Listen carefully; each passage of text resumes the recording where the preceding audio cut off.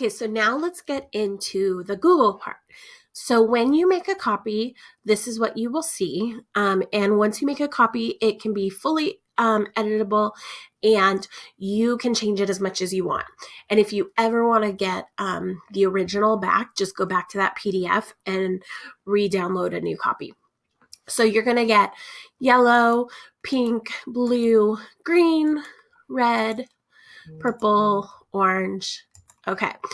So these are text boxes for the sentence, the name, and the picture is just inserted. So if you wanted to change the size, you could. Students can either click and then type the rest of the sentence like that. They can also get rid of those 3 dots and finish the sentence that way. Before you assign it through your LMS, if you want to change the prompt completely, that is totally doable. So you would just click and delete, and maybe you want them to, I don't know, type a random act of kindness that they saw, or something even not related to kindness, and you want to do a completely different project with this. Totally okay. It's all editable. Again, the name, you can either have students write the name, or before you assign it, if you want to get rid of the name text box, because maybe you're going to share these with families or post on a website and you want to keep it anonymous, you just get rid of the name text box. Another idea is if you do have students that are maybe younger or students that struggle with typing, another option is they can insert an image. And so let's say maybe they want to show kindness by doing chores at home. They could insert an image, and then that could be their response to the prompt. Okay. I love it. And then when you download this, it'll have the image. Okay. So now the next step is you are going to download this. So you have a couple options. If you have older students, they could probably, or you could teach them, go to File, Download. You can do a JPEG or a PNG. Either one doesn't matter. And then they could either email you that image, they could share it through Drive, whatever's easiest for you. I personally just like having students do this activity in the LMS. We use Schoology at my site. So I like them just to do it in Schoology. And then I have access to all those files. So then I can just go in and I can download them all, because it's much easier for me than trying to show all of my students how to do it. So either is a possibility. So you go to File, Download. I'm going to do a PNG, and then it's as simple as that. It downloads. Then this is what you could put in like Drive. I like to just drag it onto my desktop. That's what I do, but again, not what you have to do. You do it you do it your way. You do you. So now you have an option of a blank bulletin board. Okay, so that is if you want to put like your own title, like I said, maybe lighting up the classroom with kindness, or maybe you're having kids look for random acts of kindness. Maybe you're just having them do something completely different. You just like the way this looked, and you're having them put their favorite holiday memory on a light bulb. Whatever works for you. If you want to use the ones with titles, here they are. So I would go through and pick your favorite one. Let's see. For this video, I'm going to do this one. Okay. So I personally just go through and I delete all the other ones that I don't want. And the reason I do this is just kind of easier to see my workspace. And then when I share it, it's a lot easier.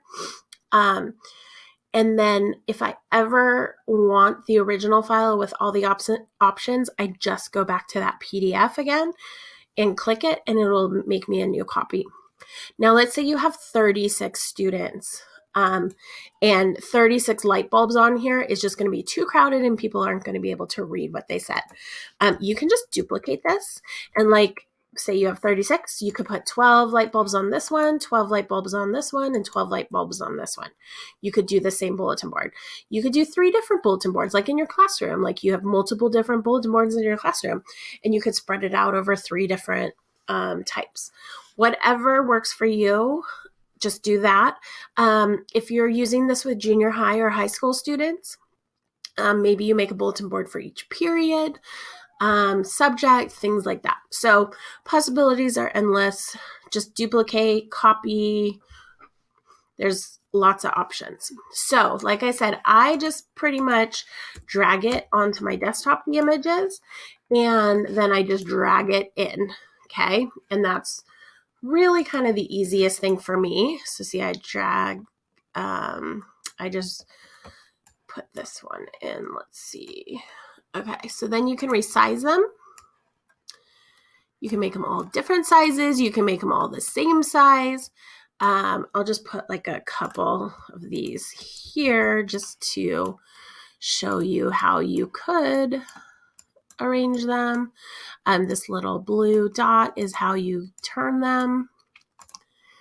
Okay, because, you know, lights never stay right where you want them.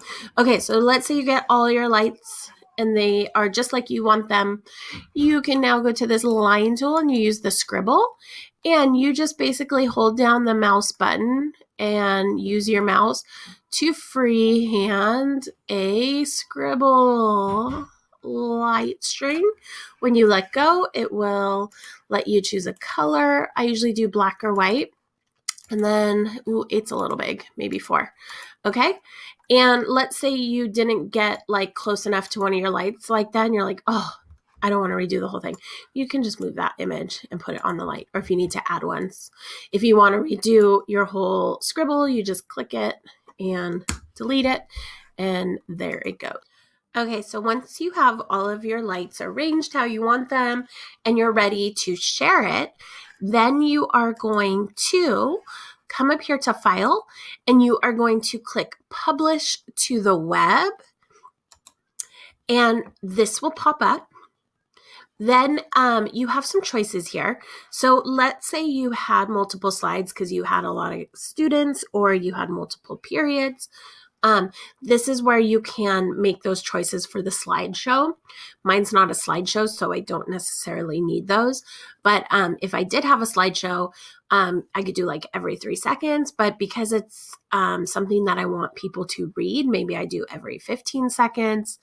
And then I can say start slideshow as soon as, you know, they click on the link, and then restart at the end, which is usually what you want to do because you want it to just keep cycling through. Once you make your choices, you're going to click Publish. It's going to ask if you're sure. You're going to say, okay. And then this is the link that you are going to use to share with parents, like in an email, to embed in your email, to embed on your website. And let me just show you, I'll put the link up here just so you can kind of see. This is what it looks like. So I just put that link in, and now when people click on the link, it'll take them to this, and it's a picture. All the slides on the left are gone. All the Google Drive stuff is gone. So it looks really nice, and nothing is editable.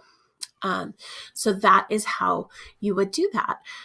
So again, you have lots of options. Everything can be changed. If you have any questions about any of this, please just let me know. You can reach out to me at Krista@learning-cove.com. I'm happy to help or help you troubleshoot. Have fun with this. I'm really excited about the digital version this year. I am currently in a hybrid learning environment, so this is probably the option we're going to go with. And so if you do either the paper version or the digital version and you share it on Instagram, please, please, please tag me at Learning Cove. And I love being tagged, and then I'll share your content. And I sometimes share a freebie with those of you that tag me in your comments. Well, actually, I'm not sharing a freebie. I'm sharing a paid product with you for free. So tag me. I love it. And let's connect. All right. Thanks, everyone.